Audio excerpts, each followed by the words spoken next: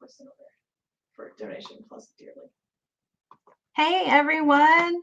Thank you for bearing with us for a few minutes while we work out some technical difficulties. As you know, there's always some technical glitch that pops up. So thank you for bearing with us. My name is Jamie Southern. I'm the interim executive director at Bookmarks.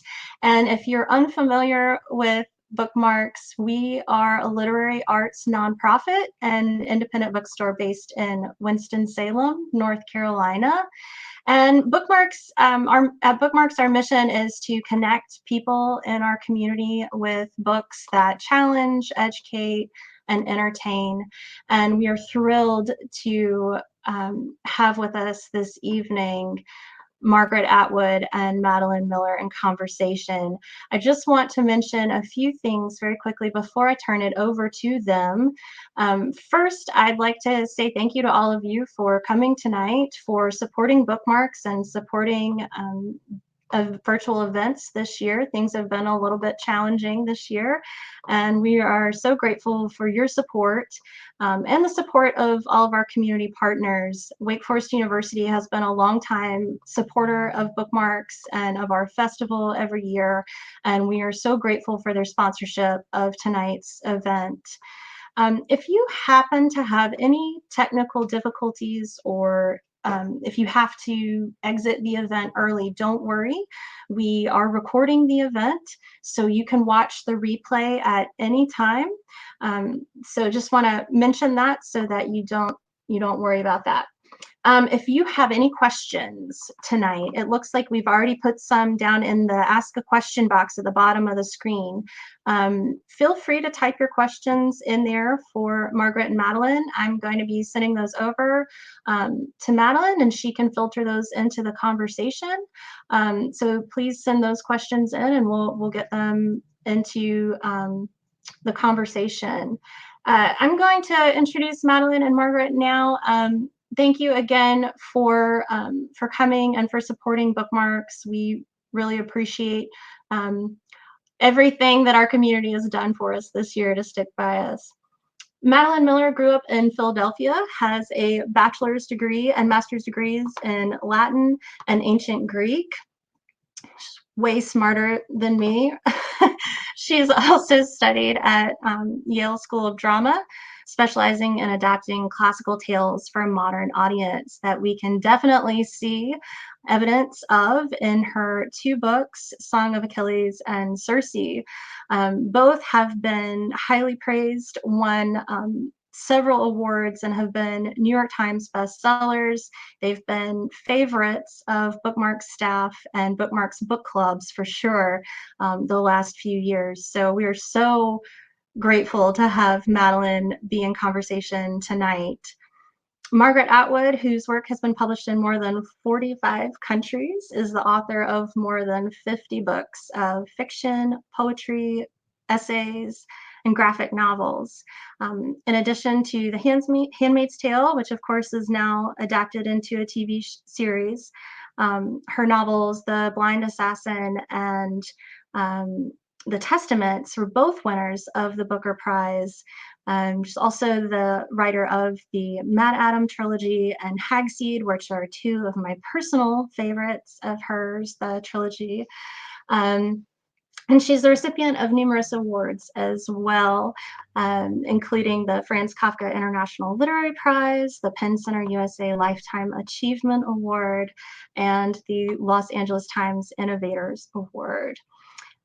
So I am just so thrilled to bring Margaret and Madeline back on stage.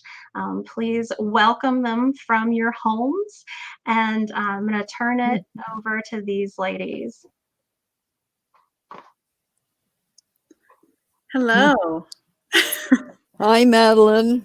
Nice to see you again. Oh, good. It's so wonderful to be here. Thank you. I just have to say, this is such an honor. You have been a lifelong literary idol for me and for so many people. So it's really a pleasure. I wanted to kick things off by asking if you wouldn't mind reading a little bit from Dearly. Okay, first of all, let me ask you, are you getting some sound feedback? I'm not. I don't know about other people. Okay, I'm going to try it without the airborne.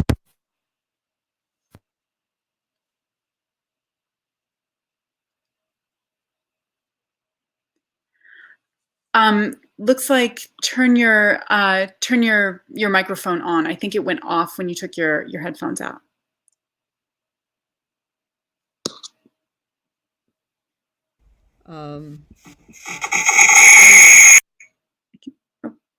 Okay. I can hear you. Okay. Oh.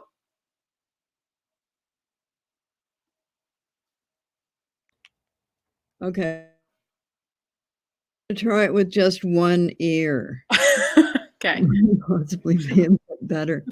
So you're not hearing double. No. No. Sound Okay. great to me. Is anybody else hearing double? Massive feedback now. Frozen, say something nice. So the audience, somebody's getting a black screen. Somebody's getting. Now it sounds like it's okay. Okay, Everyone's one saying ear is perfect. ear's says perfect. that. Yeah. Oh, good. Okay, we're going to try one ear. I'm still getting a bit of feedback, but not as much. Okay, so would you like happy, sad, silly, aliens, wormwood, zombies, or for you, Madeline? Oh. I'll read my poem about sirens. Oh, please do, because I would have so many questions about that. Okay, so sirens, as you know, are the classical poetry, Iliad, Odyssey ladies who had the bodies of birds, but beautiful singing voices. And Ulysses famously tied himself to the mast and made his sailors stuff their ears with wax so they wouldn't be lured overboard, but he wanted to hear what they were singing. And everybody's always wondered. But what I've always wondered is, how did sirens make more sirens? It would have to be eggs. And the other thing I always wondered, because I'm a very practical person, is what did they eat? So we think they probably ate sailors. Don't you? Yes, definitely. Okay, so and if they had eggs, then they would have to brood on them like chickens. Yes. In order to hatch them out. And inside the eggs there would be little sirens. They would hatch out just like chicks. Don't you think that's good? Yes, I love it. Siren brooding on her eggs. Such curious humans, wondering what song we sang to lure so many sailors to their deaths, granted, but what sort of death, I mean? Sharp bird claws in the groin, a rending pain, fanged teeth in the neck, or a last breath exhaled in bliss, like that of male praying mantises. I sit here on my frowsy nest of neckties, quarterly reports, and jockey shorts mixed in among the bones and pins, and fluff my breasts and feathers. Lullaby my mini myths, my hungry egglets, dreaming in your glowing shells of our fail-safe girly secret. Mama's right nearby, and Daddy must have loved you. He gave you all his protein. Hatching's here. Be strong. Soon I'll hear a tap, tap, tap. Ahoy, and out you'll break, my babies, down-covered, rose-toned, lovely as a pirouette, a lipstick pout, a candied violet, flapping your dainty feathery wings and ravenous with song. Thank you. I'm not saying they were nice. Well, this was going to be, I'm so thrilled to hear you read that poem, because this was going to be actually one of my first questions, which was, Greek myth has echoed and resonated across all your work. Your first collection of poetry was Double Persephone. And I love that poem, Double Persephone. If any of you out there haven't read it, I highly recommend it, because it's sort of, we see Persephone from Hades' perspective as prey, but really we know in the poem that she herself is a devouring, crone, goddess of death as well. Tell me about your relationship to Greek myth, sort of how that started and how that has informed your work for all these years. Well, once upon a time, a long, long time ago, if you wanted to go into English literature in college, you had to have 3 languages. You had to have 2 modern and 1 ancient. And they didn't teach ancient Greek at our school, but they did teach Latin. So if you're reading Virgil, you kind of have to read the backstory. The backstory is the Iliad and the Odyssey, more particularly the Iliad, but I read them both at that time. So that's the story. Wonderful. I love this siren poem, because I feel like it is so, well, as you say, I love the practicality of it. What do sirens eat? How do they reproduce? We have to have more sirens, but also the humor of it, the playfulness, the quarterly reports and jockey shorts that they're using to make their nest. They're sort of magpie, very, very practical sirens. So I absolutely adore that poem. And I love it sort of in the context of your poem, Siren Song. And it sort of feels like it comes full circle almost. We see sort of the young siren ready to eat in Siren Song, and now we see the brooding siren sitting on her eggs. Was it fun to revisit it? Were you thinking of Siren Song as you wrote it? Yeah, a bit. I was thinking of it.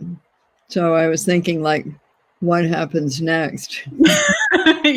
Yes, I love the passing on of the siren torch for the next ravenous song.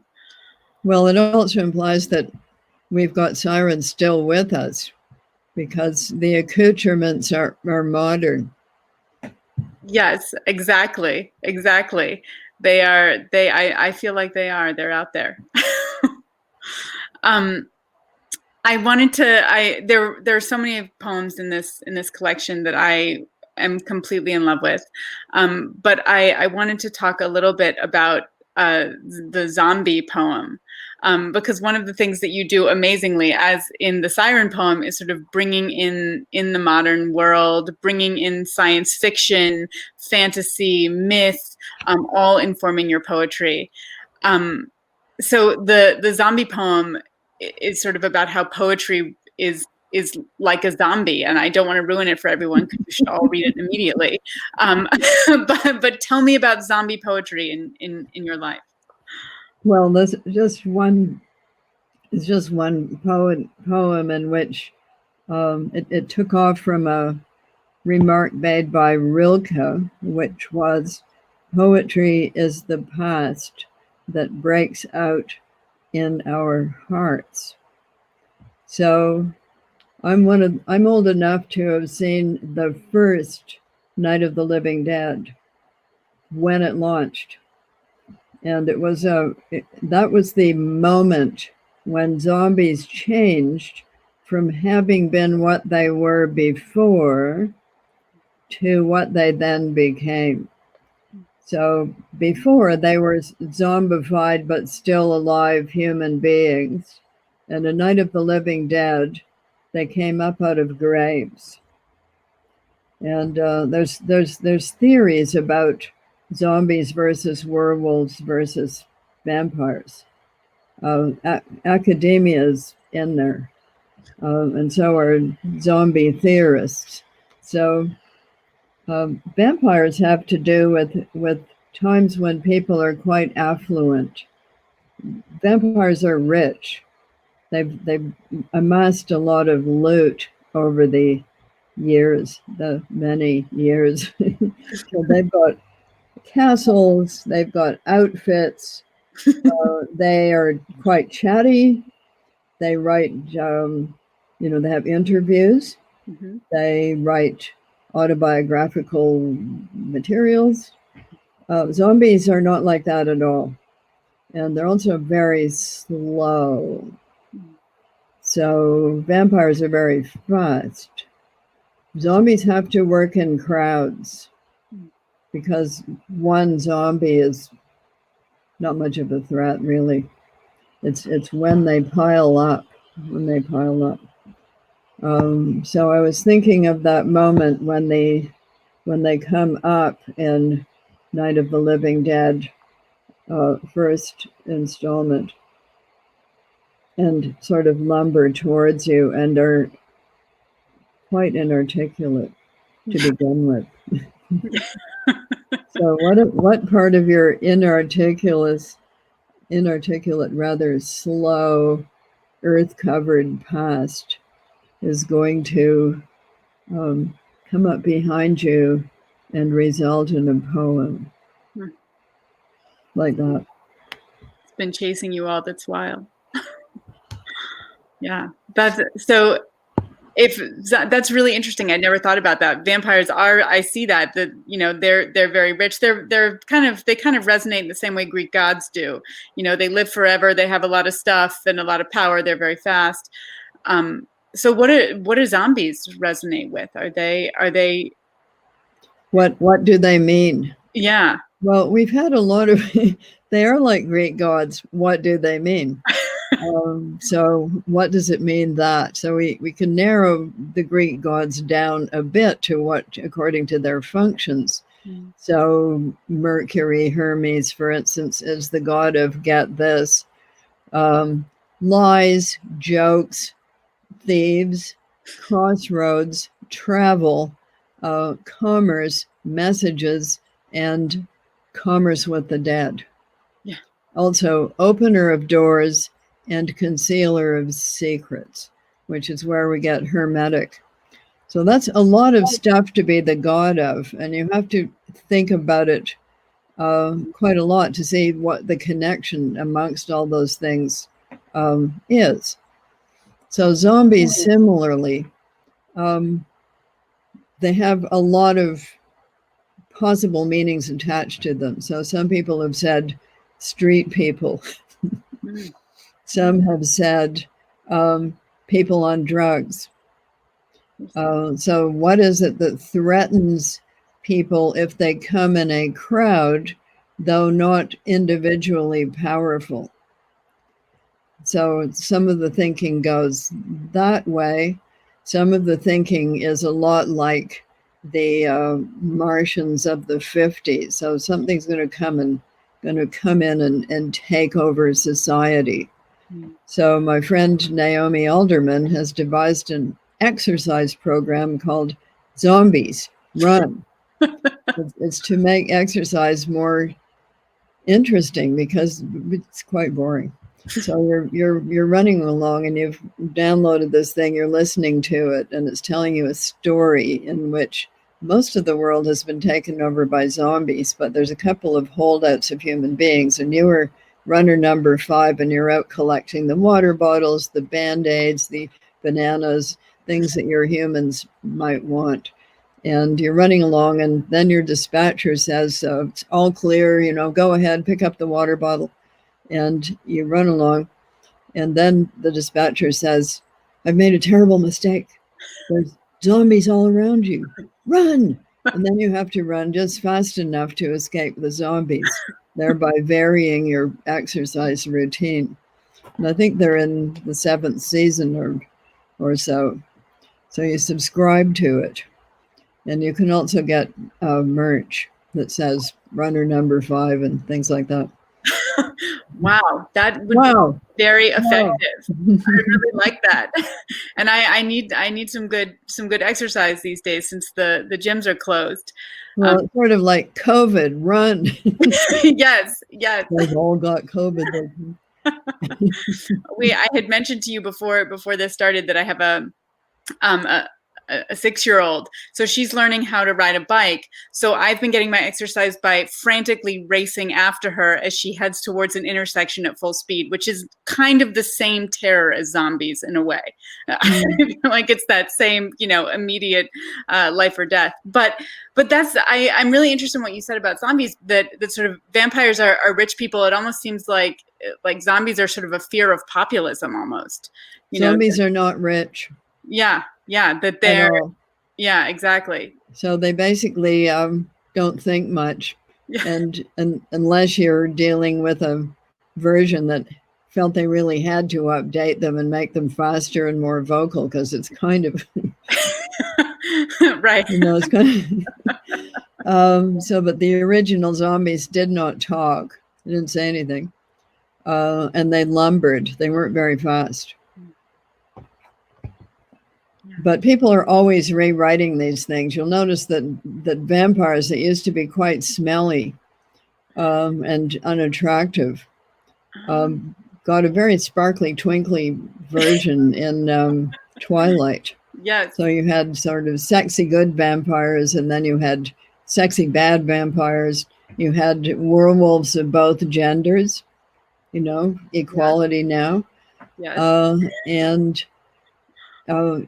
it was a rewrite. It was an update, but this is nothing new. How many versions of the Iliad and Odyssey stories were actually out there? We have the Homer one, but there's a lot of other variants, which I, of course, was thinking about when I was writing the Penelope-ad. So Penelope's version. Yes, I love the Penelope-ad and how you tease out her voice and her relationship with Helen and all of that, and how I always give your example as sort of give the Penelope-ad as the example of this unbroken line of retellings that, sometimes people react to the idea of a retelling as if it's this very controversial thing, and it's the least controversial thing of all. They've been these stories have been retold.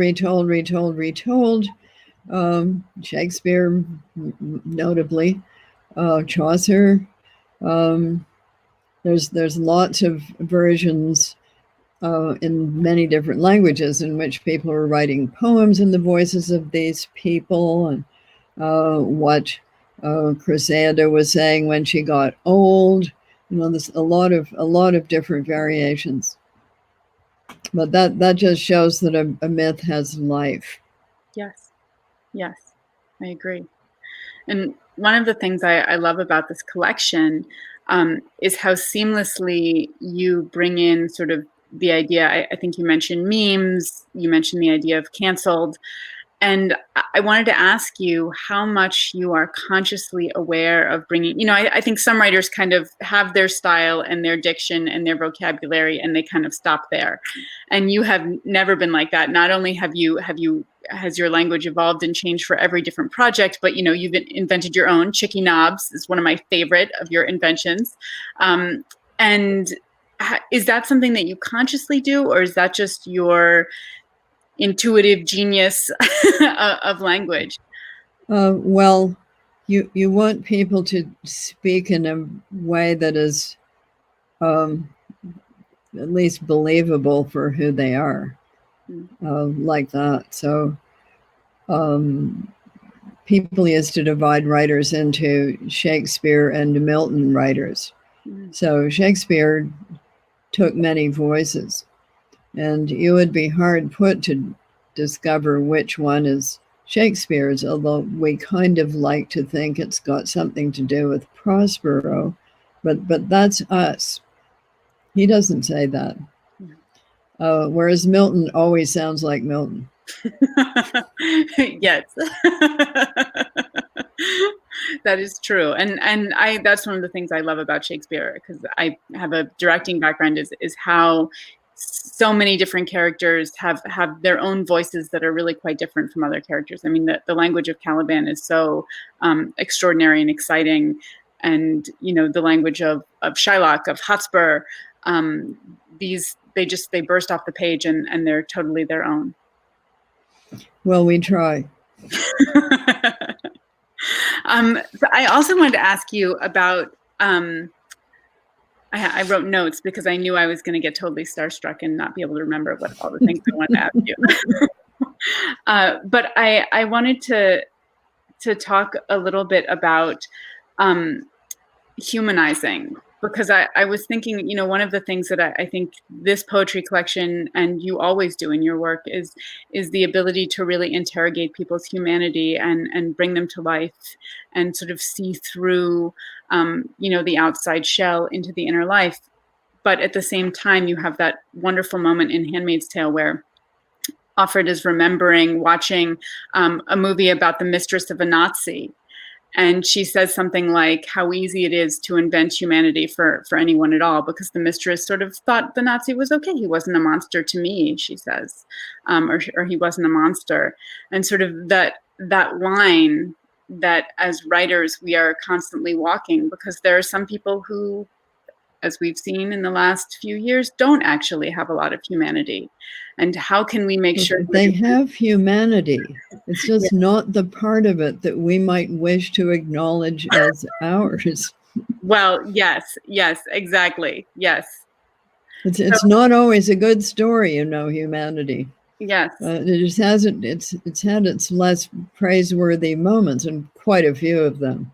Yeah. So of course it's humanity. Everything that human beings do is human. It's humans doing them.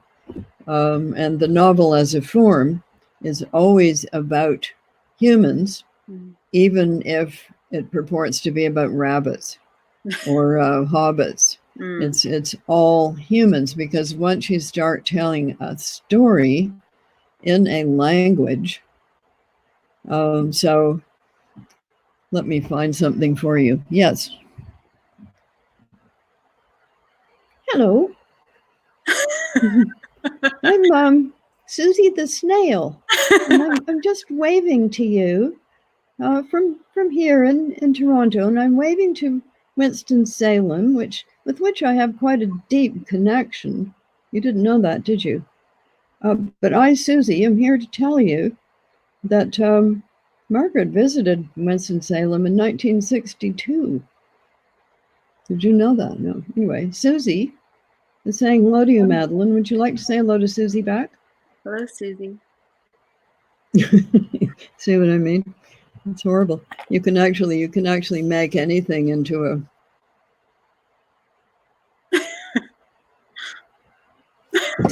it's a squid. Talking squid. Yeah, once something starts talking, it becomes human, whether it purports to be a bunny rabbit, a fox, a hobbit, a troll, or whatever. It's an aspect of our total composite human self, just as sirens are. So yes, humanity. What you mean is the nicer part. I do. Maybe the humanity. Humane. That's different. Yeah. The more humane part. Yes. Well, I'm glad you brought up the animals, because that was another sort of huge pleasure of this piece. I'm sure you're getting a lot of questions about the poem Double Entry Slug Sex, but also everything I tell you is true. It's biologically correct. It's so clear. I mean, and did I hear correctly? At some point, did you think you might be a biologist? Is that right? Oh, did I grow up with the biologists? I grew up with the biologists, and I was heading on a biological pathway. I was heading along a biological pathway. My dad was always a bit upset that I had not become a botanist. And if I had become one, I'd be making your potatoes glow in the dark right now.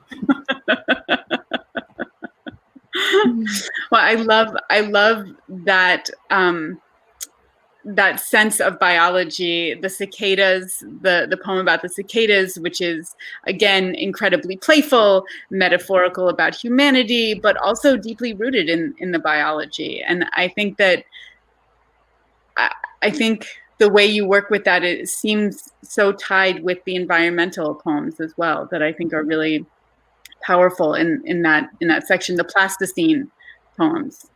Oh yeah. Yeah, so yes, that also goes way back, because not only did I grow up with the biologists, I grew up with the early environmentalists, back in the days when people thought they were sort of loopy. As opposed to prescient and Opposed to we'd better get at this problem now. yes. Well, thank you for the work that you have done over the years on, bringing awareness to that. I feel like there is no more important question that we are dealing with right now. And, these poems, I feel like address that so powerfully and beautifully. I want to talk a little bit before we start taking questions, because I'm sure people have many, many questions, and I don't want to be piggy and take up all this time. But I wanted to ask you a little bit about sort of so many of these poems are about grief, and your husband, Graham, is, the dedication, and he is such a powerful and resonant figure in this work. I think Within is one of the most powerful poems I've ever read. I have never seen that moment, that experience handled the way you handle it. And I would love to hear your thoughts about that. Well, this book was written before Graham actually died, but we knew it was coming. We both knew it was coming, and we knew it was coming soon. So I like to say Graham was pre-mourned. But he actually, his timing was so great. We launched the Testaments in London, England. There were 2 nights of doing that, and then we had a day in which we had lunch with his very oldest friend in the whole world, and then the next early morning he had hemorrhagic stroke, which is the kind of stroke that people with vascular dementia have. And what he really, really didn't want was to only have a halfway type of stroke.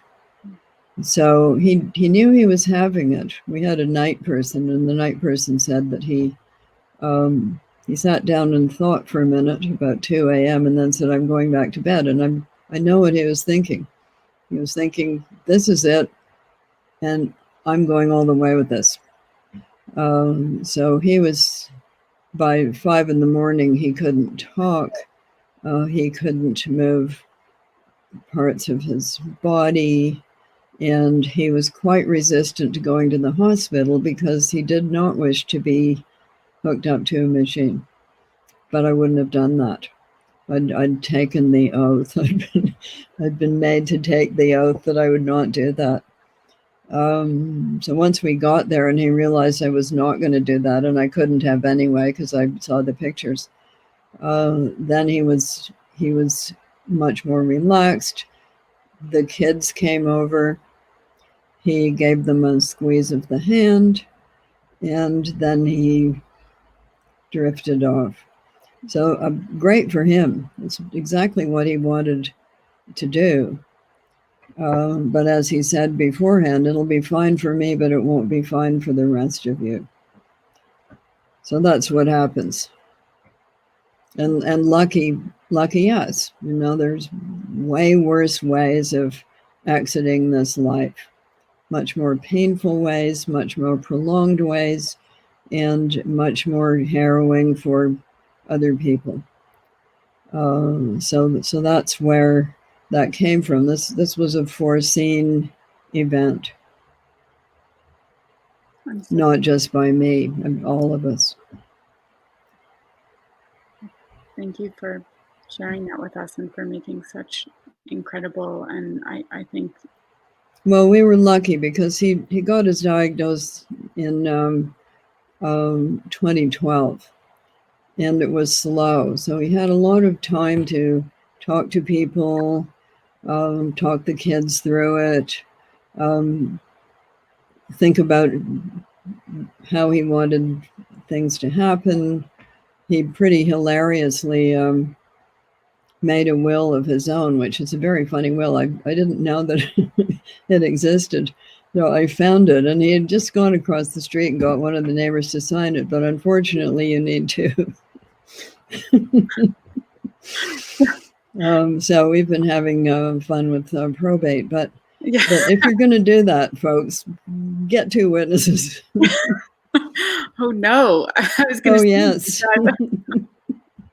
Anyway, it's pretty funny, but I would have liked to have been around to hear what he would have said about the COVID thing, which didn't happen until he was gone, and about some of the other events that we have been living through.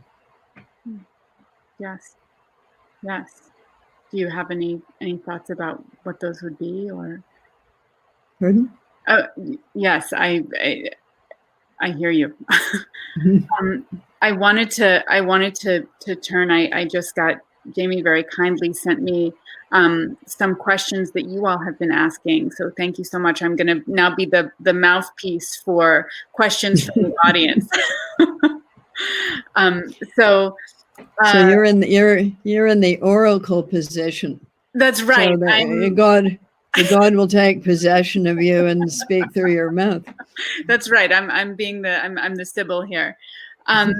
So because as authors who have had, as an author who's had your work challenged or even banned, how do you react to criticism? Are you notified when one of your books is challenged, and how does an author, deal with that?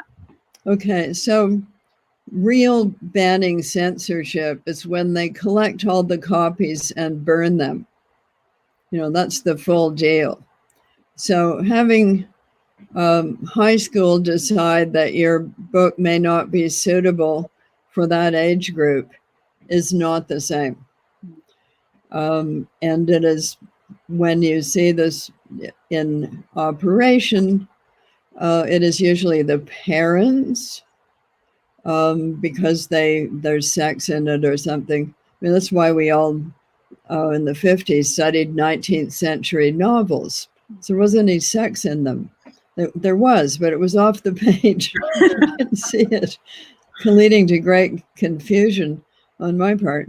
What was going on in the woods and Tess of the D'Urbervilles? I mean, it was clear to the readers in the 19th century, but it wasn't clear to me. So I think a lot of it is about that, or people that haven't quite understood what the book is about. It's usually The Handmaid's Tale. Yeah, of course. So this is in a democracy, this is a process. And there was a school in Texas that fought off the Parent Teachers Association and got the book reinstated. They kids made an argument for why they should be allowed to read it. So that shows we are not living in a totalitarian state. No, it's not government by decree quite yet. It seems to me that any community that would want to ban The Handmaid's Tale is in desperate need of The Handmaid's Tale. I feel like there's an inverse proportion there. Yeah, so we would never do that. You can't say that. Yeah, anyway, it's always interesting.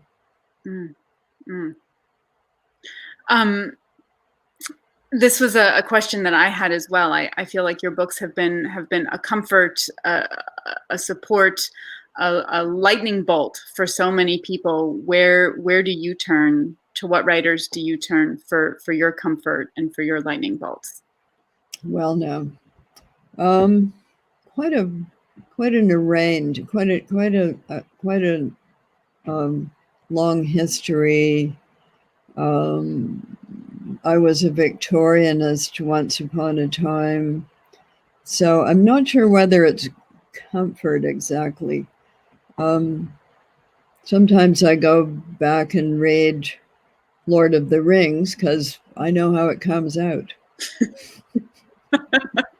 There is a wonderful comfort in that, I think. Yeah, so novels of the past, you know how it came out. Novels of the present are usually more unsettling because We don't know how it's going to end. The difference, of course, is that books end. Life doesn't. It goes on to the next stage. Yes. Well, I'm glad to hear that you're a rereader. I love rereading works and seeing them play out again. I feel like it's like going to a good Shakespeare play. You know what's going to happen, but seeing it play out again, living it again. Well, when things are quite tense and I'm reading murder mysteries, I admit to peeking. I am glad to hear you do that. And then if it's going to be okay, I'll go back and read the middle. Yes. Yes, I have some friends where we ask each other, I call them up and I say, tell me if it's going to be all right. And they say yes. So then I can keep going if it gets too tense. This is a question again from a reader. Because writing is a craft and writers are always getting better, do you ever wish to go back and revise earlier works? Well, you might wish to do it, and you find, little things that you would like to twitch, but it would sort of be cheating, would it not? I think unless it's a typo or a real mistake, I think that was then, that's what you wrote then, and to go back and I've known people who have done that, particularly poets. I've known one poet when he had been a kind of a 40s poet, and when the beatniks came in and started not using capital letters or punctuation, he went into his quite formal poems and took off all the capital letters and took out the punctuation. But, no. Well, this is something I know that you are a fellow lover of Ursula K. Le Guin, and I feel like that this is something really interesting about her career is that she sort of revised her ideas as she went, and she was very open about that. Sort of looking at the Wizard of Earthsea books and sort of Tanar and how she appears in the tombs of Atuan or Atuan. I'm not sure how. I never know how to say that word. Well, yeah, she wrote the three of them, which are sort of a complete set. And then she had some other views about dragons. Yes, they were pretty good dragons. Pretty good dragons. I mean, there were pretty good dragons in the first three, but then I think she thought they were so good. Well, let's go somewhere else with this, which she did. Yeah. Don't know what to say about that, but she was always having fun and going off in new directions. Yes. Tell me a little bit. This is a question about sort of excavating women from history and from myth. I noticed actually that you had just tweeted yesterday about finding ultramarine in women's teeth and realizing that they were the ones who were illuminating the manuscripts and painting the manuscripts and among others. Yes, but including them, and why would it not be so? These nuns had a lot of skills. Particularly small muscle dexterity skills. Why wouldn't they be doing that? So there is no end to the kinds of things that it used to be said women couldn't do. And now there is no end to the kinds of things that people are digging up and saying, actually, women did this. So we've dug up the Scythian woman warriors, we've dug up the Viking woman warriors, and we've dug up all kinds of stuff. Yeah. Dig away. Keep digging. Keep digging and looking at plaque. Here's one for you. It was in the early Bronze Age. When we see standing armies coming in, what with the helmets, have you seen those early Bronze Age sets of armor? They were very clunky. Yes. They weren't like the sort of sculpted Roman type of thing. They were sort of Anyway, They're kind of like they the have man. traced the moment at which women start getting fed worse than men. So women were eating wheat and getting bone deficiencies, and men were eating wheat and meat, both. So how does this work? If you've got agriculture, what do you need for agriculture? You need territory. You need farmland. And what would you like to have? Other people's farmland. And what would other people like to have? They would like to have your farmland. So what do you need to keep them from having your farmland? You need soldiers. Yes. And especially if you are doing that kind of warfare with overarm javelin throws and swords. If you were a Scythian, you would be fighting on horseback with a bow, fairly light bow. Women can do that just as well as men, but the overarm javelin throws and those heavy swords, that's an upper body strength thing. So in order to preserve your wheat growing territory, you're going to start privileging people who can defend it against other javelin wielding, sword wielding people who want to take it away. So you give them better food. Period. That's my story. Madeline, if you would like the literature on that, I can send it to you. I would absolutely love the literature on that. That's amazing and fascinating. Thank you. It explains a lot about the Trojan War. You know, these guys riding around in chariots, sort of sticking things into each other. Yes, it does. It does explain a lot about that. The last question that I have from an audience member is this is a question about voice, and I'm going to ask it because I love Shakespeare. So this audience member asks, in Hagseed, how did you achieve the authentic voices of the prisoners, the male voices of the prisoners? Well, as it turns out, there's quite a lot written on teaching Shakespeare in prisons. And just to make this a box within a box within a box, I'm working with something called Prison Performing Arts in Missouri, where they are going to write a play about Hagseed, which is about someone writing a play and putting it on in a prison, and they're going to put this play on in the prison. And I'm going to go and see it as soon as I can, what with the COVID. Yeah. But it's not out of the question. It's actually done more than you think.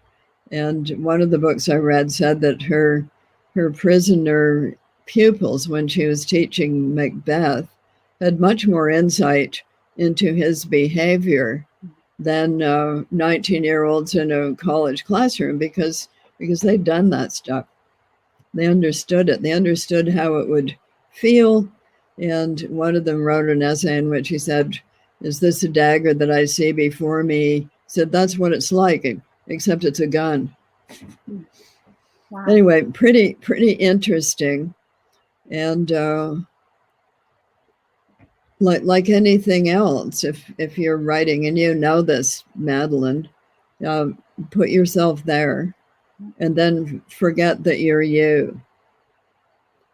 So put yourself in that position, in that place, and be that person as much as you can. But of course, writers work with nothing but words. That's all they have. And different arrangement of words gives you a different voice. We're always working against time because you know that 50 years from now, some of the words that you have used and that you thought you know what they meant, they're going to mean something else, or else they'll be gone. That's always happening to language, and you must have found that a lot when you're studying ancient Greek. Like, what is the total nuance and feeling of this word? It's very hard to really find that out. Yes, and to carry it across the centuries and to tease out all the pieces. Well, translations of the Bible are a case in point. Yes. You know, what exactly did this word mean to the people who were speaking it? It's a hard one. It's a very human thing. Yes, it is. It is. Well, you are our guide through language, Margaret Atwood. Thank you so much for joining us. Thank you for giving us this incredible gift of a poetry collection. And I am so personally grateful for it, and so grateful for the chance to have spoken with you today. Lovely to talk to you, and I'll send you that piece if you red person in the red sweater called red I person. love that very much. Sweater person. I want to say thank you to both. From a personal note, I have a 4-year-old daughter named Eleanor, and I've told her since day one that I want her to be a curious person. And I think you both really are great role models and examples of how you always want to keep learning and sharing that knowledge with others through your work. So thank you both so much. I appreciate this conversation so much, and as you can see, all of our attendees do as well. So thank you both. We really appreciate it, and I hope that everyone stays safe, and hope we can get together in person soon. Thank you. Have a good night. Thank you. And thank you, Bookmarks, Sensi. Thank you, Bookmarks.